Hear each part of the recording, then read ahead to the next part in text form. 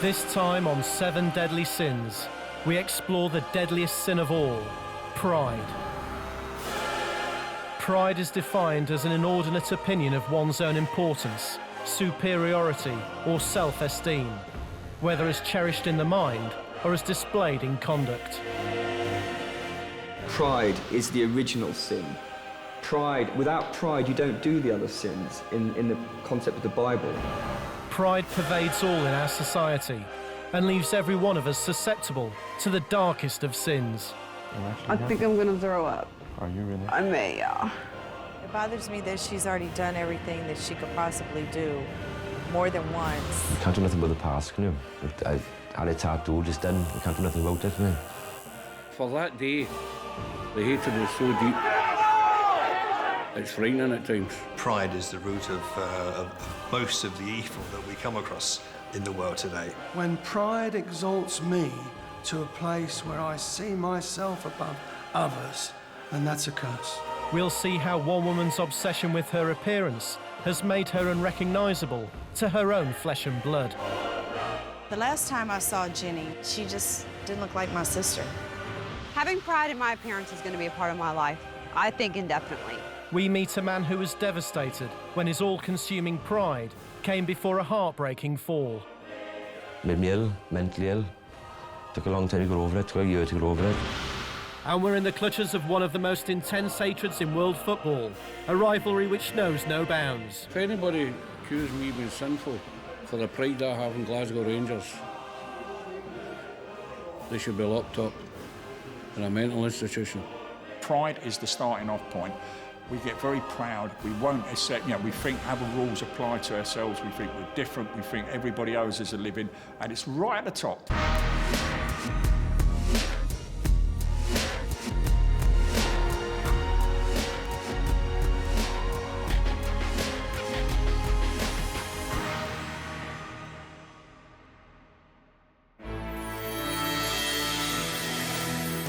The scriptures say God opposes the proud, but gives grace to the humble. Satan himself was created as one of the most beautiful and intelligent of God's creatures, a cherub to serve as a guardian of God. But Satan fell to the deadly sin of pride, believing that he could exalt his throne above the stars of God. God cast him out like lightning falling from heaven, his downfall a direct result of his pride and vanity. In today's society, prideful sinners transform their appearances in a desperate search for beauty and physical perfection. Sinners who are obsessed with pride in their appearance have the opportunity to reject the looks God gave them. According to the American Society for Aesthetic Plastic Surgery, almost 12 million cosmetic surgical and non-surgical procedures were performed in the United States in 2007. Costing the recipients over $13 billion. 91% of these procedures were performed on women. Women such as 31-year-old bikini model Jenny Lee.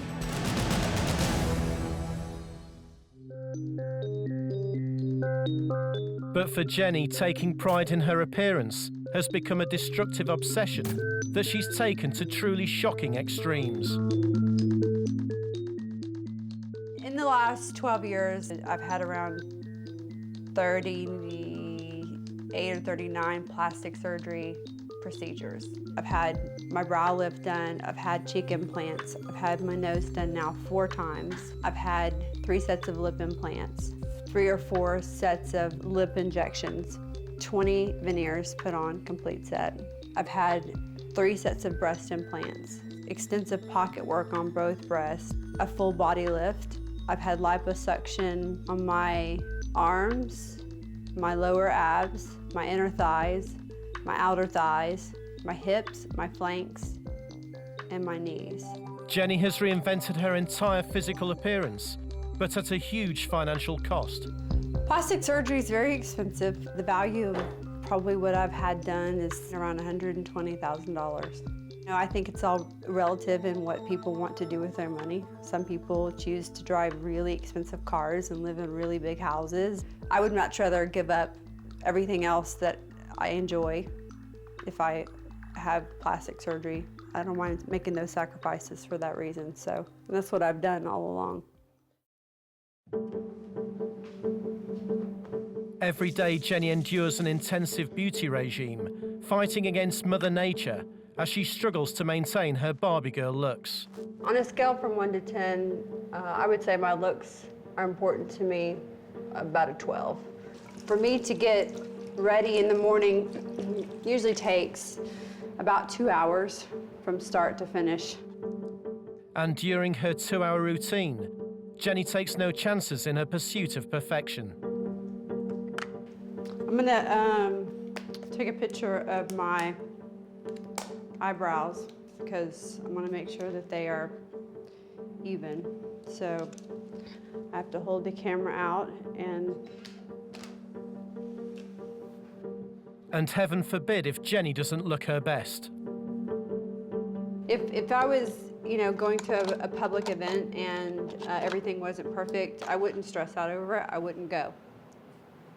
Another 2 hours of her life in front of the mirror, and Jenny's ready to face the world.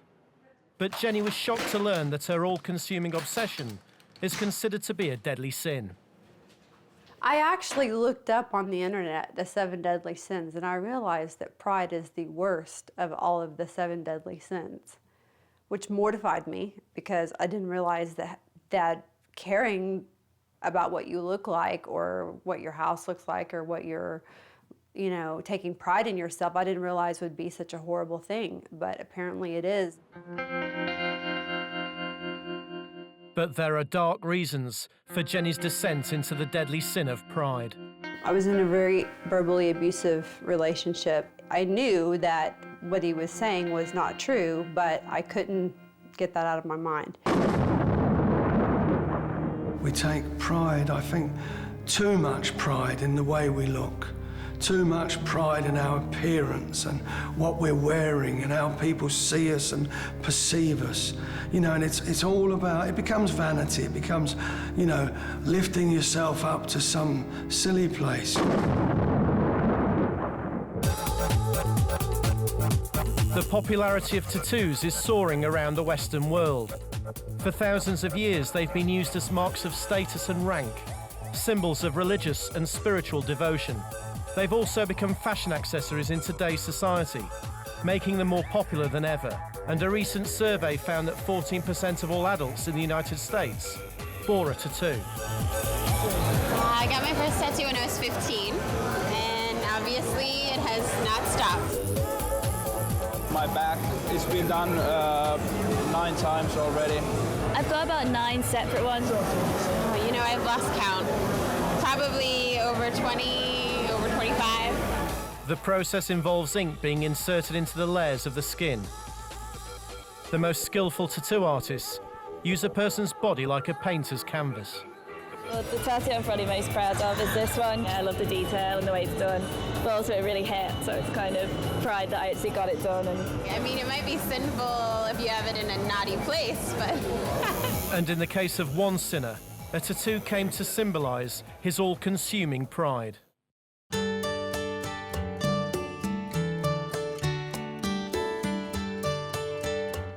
Meet Alan Jenkins, a devoted father of 2 from Port Talbot, South Wales. He thought a tattoo would be the perfect way to declare his enormous pride for his family. A friend of mine had a tattoo of his boy on his chest, and I thought it was absolutely amazing. I've always wanted the kids done, to be honest though. He wanted to have tattoos of the children when the children were born on his back. Better than 2 photographs in your wallet, isn't it? Somebody said that this fella in Chris in Swansea was okay, so we went over to speak to him. It was about 3 months planning. We had to get black and white photos, portraits, and he was like, no, that's no good, that's no good, that's no good, until he found the right one.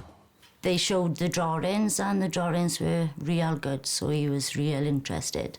I had money, I paid him up front. I paid him nearly £1,000 altogether, and went from there,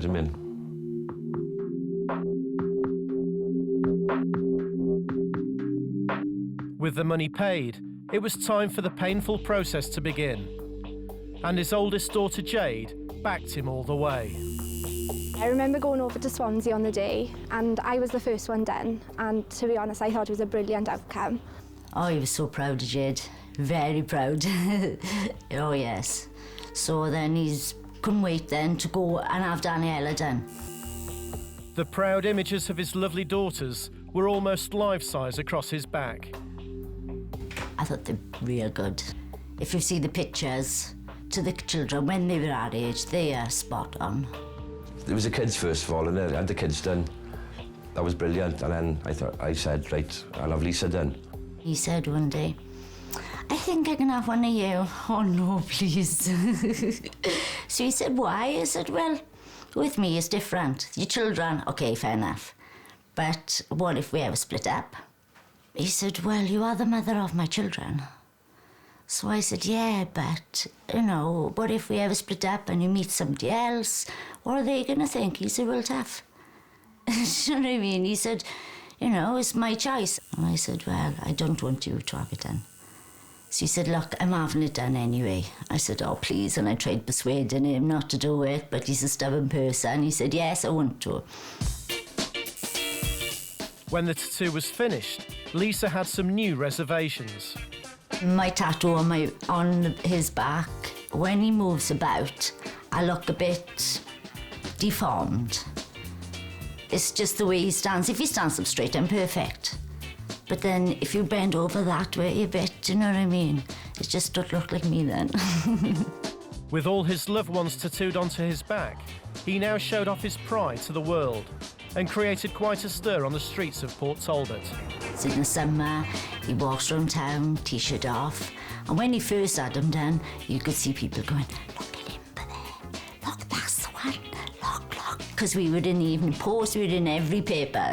Every time I go out, I go downtown for a bit of food or go downtown for a drink with the boys, or there's always somebody that will say, oh, get your top off. Every time I take my top off, everybody's like all the time, oh, fair play, what a tattoo, brilliant art. I mean, I am really proud, and everyone does ask me, oh, how much did it cost? Where did you have it done? Are you proud? And I always say yes, I am proud. They're all well proud, to be honest with you. I think they all are, like, really. But was this a case of overwhelming pride before a tragic fall? Things just went rocky, do you know what I mean, on the rocks. Modern society has slightly got the misunderstanding with what pride is. Pride is not being proud of yourself in a positive sense. I think what the Bible is talking about is kind of arrogance and egotism versus, let's say, confidence. My father always said the trick is to be confident without being arrogant. Bill Shankly, the former manager of Liverpool Football Club, once said, some people believe football is a matter of life and death. I am very disappointed with that attitude. I can assure you it is much, much more important than that. Shankly was born just south of Glasgow, Scotland, where for the people, football is not just a sport, it's a religion. And it's through football that the whole city is periodically gripped by the deadly sin of pride. I would say Glasgow's probably the most premier football city in the world. It's one of the cities that, you know, if you see anywhere in the world come from Glasgow, the first thing they ask you is about Rangers or Celtic. It's the first thing they ask you. Football is everything. It's a divide. Half of Glasgow is the Blue Rangers and the other one's Celtic. The two biggest clubs in Scottish football, Glasgow Rangers and Glasgow Celtic, have an unsurpassed rivalry that stretches back over 100 years. I think the rivalry in Glasgow is unsurpassed anywhere in the world. For the passion and commitment, Glasgow's without doubt got the two finest football supporters in the world. The bitter divide between the two teams goes far deeper than just a game of football. Oh no, it's a way of life. It's a clash of cultures. You know, the Rangers are the sort of British tradition, where the Celtic are the Irish immigrant tradition. It's definitely a clash of culture. It's a religious thing. Us, the Rangers fans, being Protestants, and the Celtic fans being Roman Catholics. And from day one to present day, it's the same thing. They're trying to eradicate it, but it'll never happen. I think if you took the religious side out of it, it'd just be an ordinary game of football. There'd be nothing to it, absolutely nothing to it. With passions running so high, the city has many pubs dedicated to their team. One such drinking den that takes pride in Glasgow Rangers is the Loudon Tavern. We've worked on it very hard over the years since we've been involved, and it is now regarded as the premier Rangers supporters pub in the world. I don't think anybody would argue with that. If you ask the Celtic fans, they'll tell you. It's a shrine to Glasgow Rangers, first and foremost. When you're in other countries in the world and you tell people where you drink or where you work, and they all know it. For some reason, they know the pub, you know what I mean? It is a worldwide institution, Loudon Tavern. Fantastic place. But what's unusual about this unashamedly proud pub is its location. Just 500 metres from enemy territory. Parkhead, the home of Glasgow Celtic. I mean, that has to be the greatest wind-up ever. That must be so destroying to the amount of Celtic fans that pass through this end of the city, coming through the main road out there, out the train station. And the first thing you see as you come off the motorway is a big red, white and blue building with a Loudon Tavern. To me, where this pub is situated, is the best wind-up any Rangers fan could ever think of. And it is an absolute, as you see it, the memorabilia is spot on. It's 100% in this pub, 100%. We are sort of in your face. We're the Rangers. No one likes us, we don't care. It's a bit like we're the Loudon, we don't care. So we love the Rangers, we love the Loudon, we love everything about us. We're very secure in our own beliefs. Today is match day. Celtic versus Rangers. 60,000 fans are streaming towards Celtic Stadium for one of the biggest events in the Scottish football calendar, known as the Old Firm Derby. And if Rangers win today, they can go ahead of Celtic at the top of the league table. Well, obviously the best day of the football season is an Old Firm game. I would say from the minute you wake up, but it's actually more than that. It's from the last game finishes to the Old Firm game. Everybody talks about it, everyone's focused on it. The papers are full of it, television. It's just such box office, it's unbelievable.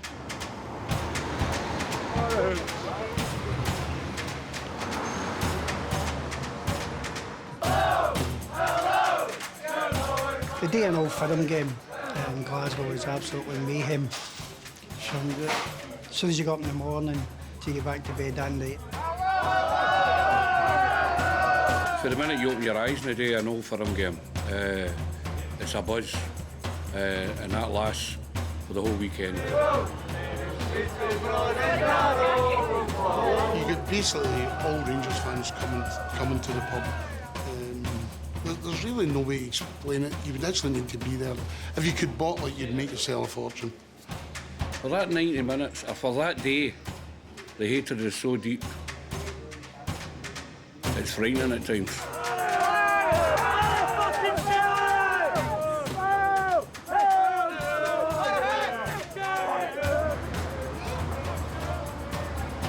We get a lot of personal abuse and a lot of shouting.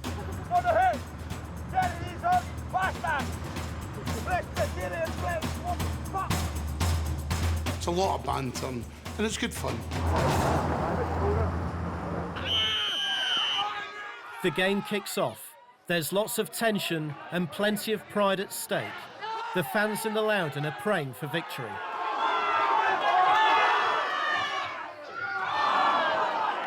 Well, with me, I don't eat. I just can't eat nothing before the game, eat or drink. I just can't know what doing like that. And I just love it when we beat them. Absolutely, it's the greatest feeling in the world. You have butterflies. Anybody who says they don't, anyone who supports either of the two clubs who says they don't have butterflies, they're telling lies.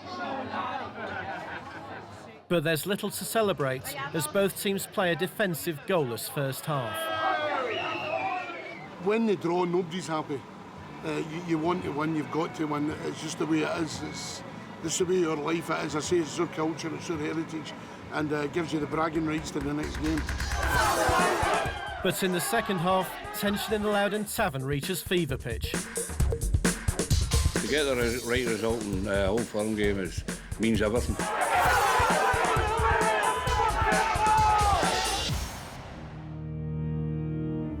is about seeing yourself at a certain level, of a certain status, whether you're right or wrong, and wanting to maintain that status and image at the cost of all else.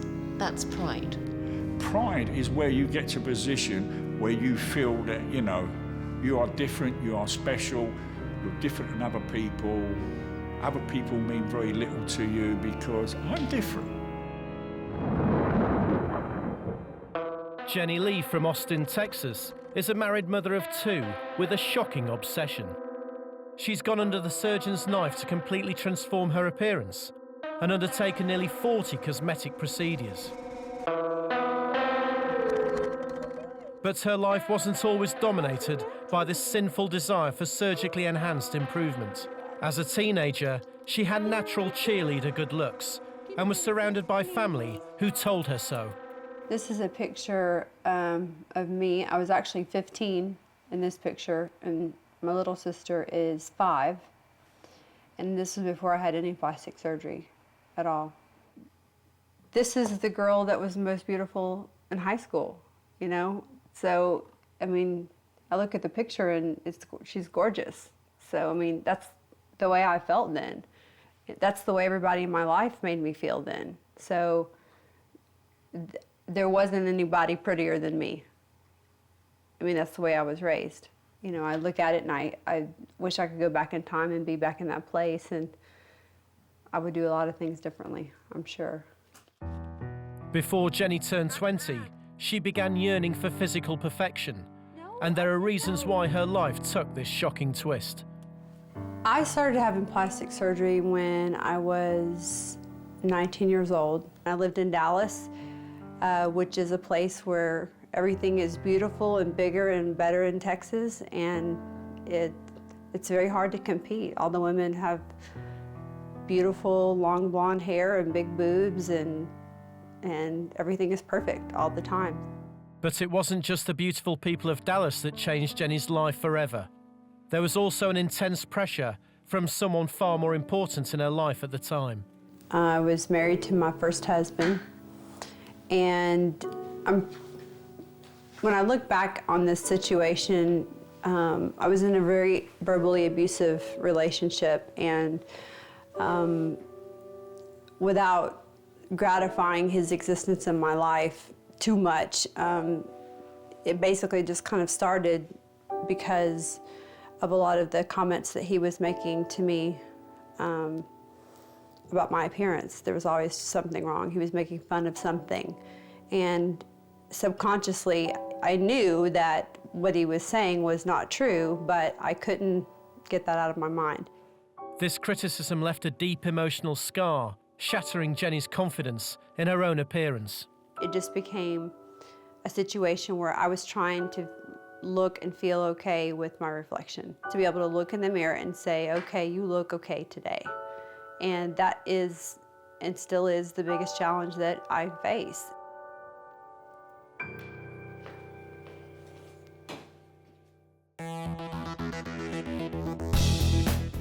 Today, Jenny's travelled to Los Angeles. She's going to be reunited with her sister Kim after 3 years. And on the way to meet her, Jenny's feeling apprehensive. She's worried about the reaction of her own flesh and blood. I'm sure she'll recognize me, but I don't think I'll look the same as I did last time I saw her.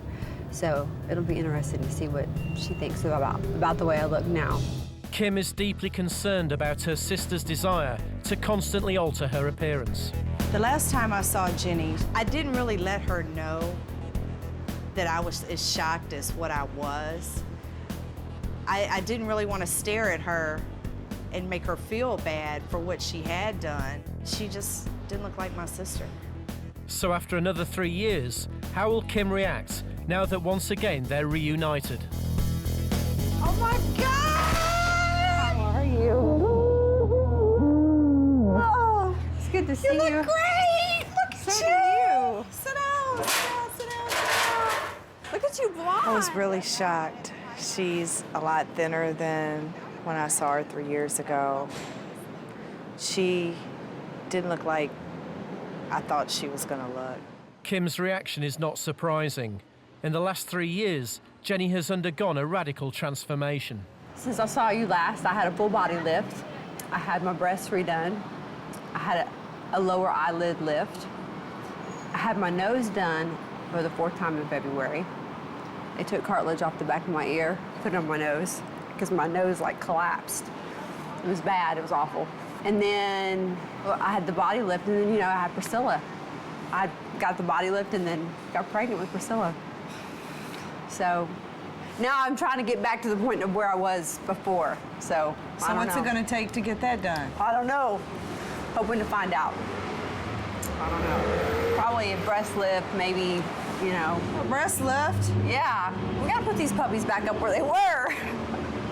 They didn't fall too bad. It's not too bad. So. Are you done with your nose? I hope so. I mean, there's a little bit of cartilage that I'd like to have taken off right here, but I mean, I'm okay with it if they can't ever do that. The doctor said let it heal for a year, let the swelling go down. Is it normal? Is it normal? As far as blowing your nose? No. Oh. No, it's still messed up like that. For life? Yeah. After 4 rhinoplasties, Jenny's unable to do simple bodily functions that we take for granted, such as blowing her nose. When are you going to be done? I don't think I'm ever going to be done. I don't know. I don't think there is an end. I don't think you can get on this train and get off. I don't want nothing happening to you. I know. I don't have a mom or a dad. I don't want to not have a sister. It bothers me that she's already done everything that she could possibly do more than once. And she wants to do it again. 3rd, 4th. When are you going to stop? But Kim can't forget the Jenny she knew before cosmetic surgery. You know it bothers me. Yeah. You know it bothers me. It bothers me because I don't see how you can say that I look good or that I'm pretty or that I'm fine the way I am, and you used to look like me and you hated it enough to do the extreme, and you're not done yet. It's my fault we don't look the same as we did years ago. And, you know, I can't apologize to you or Lauren enough for it, because when I was in that frame of mind where I was having all the surgery and doing everything I was doing, I wasn't thinking about everybody else. You know you were the only sister I had that looked like me? No, really.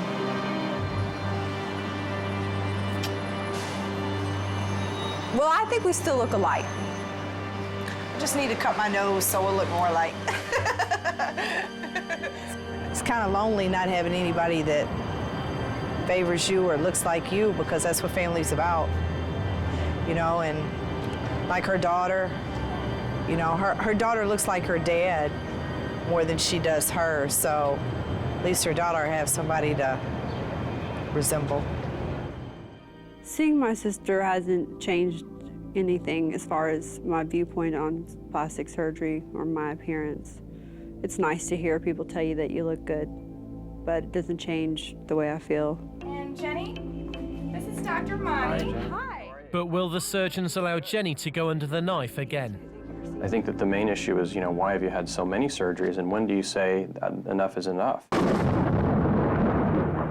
People who are so aware of this sense of pride in the way that they look, and the fact that they feel they need to pursue changing the way that they look to make themselves feel better, to be accepted by other people, almost to become addicted to that sense of self-change. I take a step back and think about what's going on for them. Because part of me wants to say, you know, this is just somebody who feels wounded by the world and wounded by the way that they haven't been blessed with this, that, or the other. But actually, part of me actually wants to say, what on earth are you doing? You were given this amazing body. It may not look like 99% of the magazines show you it should look, but neither do I, neither do 99.99% of the population. Alan Jenkins is a father of 2, full of pride for his family. To declare his love for his daughters and his partner Lisa, he spent £1,000 to have near life-size tattoos put across his back. He wanted everyone in his hometown of Port Talbot, South Wales, to witness his pride for his loved ones. But just 2 months later, his pride would be hurt almost beyond repair. Lisa, the mother of his 2 daughters, dropped a bombshell. Things just went rocky, do you know what I mean, on the rocks, and we just went our own way then. With the ink hardly dry on the tattoos, Lisa dumped Alan for a Latvian fitness instructor, and Alan was devastated. Made me ill, mentally ill. Took a long time to get over it, took a year to get over it.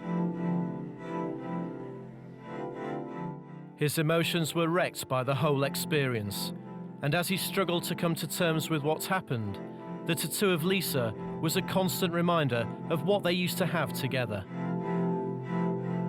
Can't do nothing about the past, can you? I've had a tattoo, just done. I can't do nothing about it, mate. To be honest, I wouldn't have no say in it anyway. Whatever I said, you wouldn't have listened to. I didn't care what she thought anyway. So I still love the girl now. I know we split up, we're still best of friends. Alan's still proud of his tattoo and won't dream of altering it. I'm the proudest person in the world, to be honest. I have 2 beautiful kids.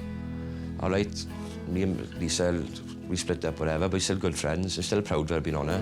I never, I've had even had a letter off some doctor to say that he can take it off my back for £1,000. Like, I don't want it off my back, do you mean? Still, that was my family for years, wasn't it? Do you mean? He always says it's the mother of my children, so it doesn't matter if we've split up or not. He's proud of it. Alan's paid a high price for the sin of pride, but does Lisa believe he's a sinner? I don't think Alan is a sinner. I think he's just one proud father of his children. I don't care what anybody else thinks. Don't you? Don't care. I can say that's the best 15 years or 18 years I've had in my life. You never know now. I might have her back, you never know. Might have her back tomorrow. But that's life.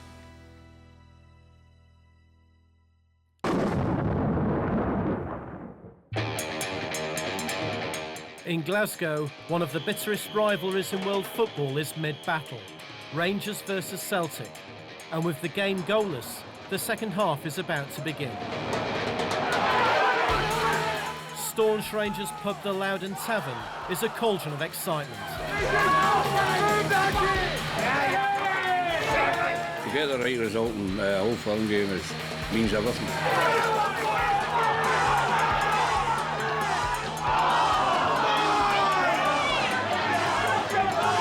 Sometimes the performances aren't as good as they should be, but see if you win, nobody remembers a bad performance. See if you get beat, you're always told it wasn't a bad game, it was a great game, your team were just rotten. If they win, the only difference is it's extremely hard fitting 1 million people into a place for 100. You know, everybody wants to come to the Loudon because of its reputation, because of the fans, because of the good behaviour. We've got everything that's good about Rangers supporters in this pub, and Rangers fans are very proud of it, and rightly so. There's very, very few pubs like this in the world.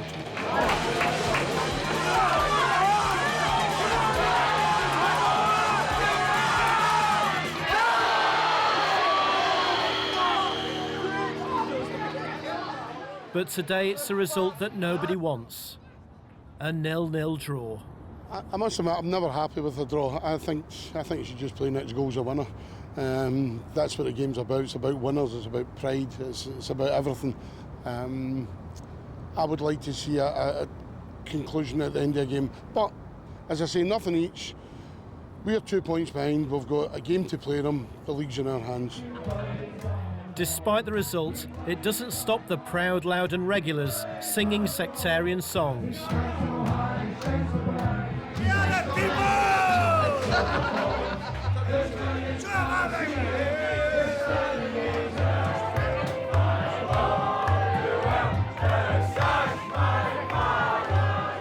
Being a Ranger is all about, this goes on for generations and generations. My father and my grandfather brought me up to be a real Rangers man, and I'm 62-year-old and I'm a Rangers man to this day.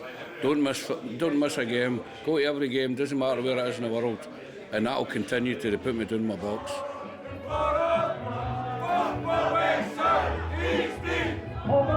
To me, the Rangers, all the Rangers support follow Rangers with pride, and For the day I went to see Rangers, I've thought that, and I still think it this day. It's something to be proud of. It's not just a football club, it's an institution, it's a way of life. And a lot of people, religion is the reason they support football. Not for me, because football in itself is a religion. But do these die-hard Rangers fans and Loudon Tavern regulars consider the intense pride they take in their team and their pub to be sinful? And I know in the Bible that pride is one of the worst sins, if you like, but not in a modern text. To be proud of your football team is brilliant. So being proud of your country, being proud of who you are, being proud of your heritage, why not? People try to dilute it. We should be actually on the rooftop singing, we're Rangers fans, look at us, we're the best people in the world. Anyone that knows us knows that's the truth. I can't understand, how can it be a sin to be proud of something? You're proud of your family, it's a great pride you've got, how your family's turned out. And it's a great pride to me, the way the Rangers are turning out and how they're as a club and how they're run as a club. I mean, they're run absolutely 100%. If anybody accused me of being sinful for the pride I have in Glasgow Rangers, they should be locked up in a mental institution. Would I take more pride in the Loudon or Rangers? Rangers. The Rangers is forever.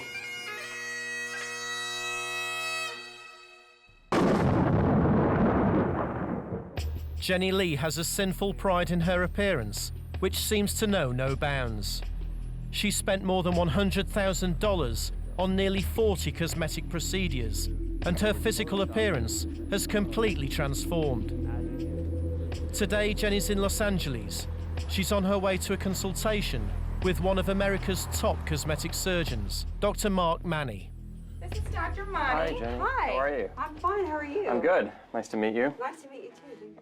Dr. Mark Manny wants to know Jenny's history under the knife. Nose job. The list, Jenny. So we have brow lift, nose job, breast lift. That was the first thing you had done? No, I just start with my head and I work my way down Head to to my toe. Yeah, because that's the only way I can remember. Dr. Manny has major concerns. He fears that Jenny suffers from body dysmorphic disorder, a mental issue where the victim is obsessed with a perceived defect in their appearance. You know, you've had a lot of surgeries, and I think when someone starts to have this much plastic surgery, I think a lot of people will probably say that you're like a victim of plastic surgery or a victim of your own psychology that makes you seek out plastic surgery in a really unhealthy way.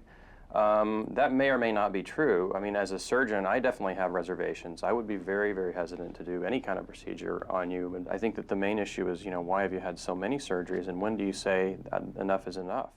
Before Jenny had her second child, she felt that she'd reached the point where she was finally happy with her appearance. But becoming pregnant changed all that. I was in June of 2006. I was at the place of a stopping point. Mm-hmm. I want to go back to that place. Because what happened is when I was at that place of a stopping point, and then I got pregnant and had a baby, I kind of reversed it. Do you see what I mean? I took away what I did. So I want to go back to that place. And that's why I'm, want to have both breasts lifted. And I've got some issues with a scar on from my C-section, and also from a burn on my hip that I want to look into having redone. So you want me to take a look at all the areas that you think were kind of ruined by your pregnancy, right? Yes, I do. Okay. Please. Okay, so let's go into an exam room. Okay. And I'll take a look. Okay. He examines her stomach. He's particularly concerned about further surgery on the scar left by the cesarean operation. I can tell you that there's a very good chance that this nice, pristine, scar here that you have is going to end up looking significantly worse as a result of the tension. And it's not so much that your skin is going to be tighter, it's that the skin, in which it is the skin is going to be tight, and that's going to put too much tension on the scar, and it's not going to look as good. And it's also going to disrupt the nice sort of anatomic curve of the scar that you have here. It's going to pull it down and might give you a weird contour. Then you might become upset about that, and you're just going to keep going and going. And I mean, you could go to a point where you're not chasing perfection, but you're going to end up trying to chase just normalcy, try to bring yourself back to where you were today in this room. You're going to have more and more surgery, more and more anesthesia. and the same risk every time that you go through it. And then, you know, it's just kind of a never-ending road. I think you get to a point where enough is enough, you know, and you look great, you look beautiful, so why do more? I mean, all the psychology of what you're going through and having done to yourself aside, you don't have a good indication for a body lift. And honestly, I agree with the people that are telling you that you need to back off, you need to start and take a good look at why you're doing all these things. So you don't think that I should have the surgery that I want to have? Absolutely not. I think you just need to think long and hard about what the reasons are and think about how great you look right now and think about what people are telling you. I mean, this is what I do for a living. I'm telling you no. Yeah. Okay. The reason I wouldn't do them is, number one, because of her psychology. I think she sort of, you know, does have a body dysmorphic disorder. I don't think that's, you know, even something that you could argue about. But I also don't think that she has the right, you know, physical indications for surgery. So even if it was her first time coming in, you know, looking for a revision body lift, I wouldn't do it. Even though while now she seems to be very confident, I think she's pursuing these plastic surgery procedures because of a deep insecurity. But Jenny disagrees. At one point in time, I feel like I probably was addicted to it, like I was really hard to stop. But since then, I've gotten a much firmer grasp on reality. There's no question she's addicted to surgery. So I just finished seeing Dr. Manny, and I got the advice that I kind of expected from him, which was that he didn't think I needed the surgery and that he wouldn't operate on me. But I've decided that I'm going to go ahead and move forward with the surgery anyway. I've taken into account all of the things that he's warned me about, and it's worth the risk to go ahead and take the chance and do it. So it was really nice to talk to him and meet him, but I'm moving right along. Later that day, Jenny puts her defiant words into action. She organised a Botox procedure and showed that she'll stop at nothing on her sinful path to perfection. I think I'm going to throw up. Are you really? I may, yeah. Oh my God. Is it the pain? Yeah. Well, if this is a sin to have something like this done and it works, well then, that's just fine with me. After her 40th cosmetic procedure, it seems that Jenny will stop at nothing to maintain her sinful pride in her appearance, even if this means paying the ultimate price. Having pride in my appearance is going to be a part of my life, I think, indefinitely. I understand that my sister has concerns. My whole family has concerns. Everyone's worried that you go under the knife or you have surgery and you're going to die in surgery. And, you know, it's something that is always a consideration when I have surgery. But at the same time, every single time I get behind the wheel of a car, I think the same thing. So I can't live my life worried about when I'm going to die and if it's going to be on an operating table. I'm going to die, however I'm going to die. It's already planned out for me. I don't know how it's going to happen. If it just so happens to be on an operating table, that's just the way it is. And people are going to have to live with that. According to the Bible, pride is the sin of sins, which turned Lucifer into Satan and tempted Eve to eat the forbidden fruit. In our society, pride is perhaps the easiest and most appealing sin that we may fall victim to. Yet once in its grip, the door to all the other deadly sins is left wide open. At the end of the day, I do believe that pride is a comfort to a fool. It will bring you down eventually. Be proud in people, in community. Be proud in what we can achieve for each other, together, rather than, you know, because pride leads to haughtiness, it puffs you up. And pride comes before a fall.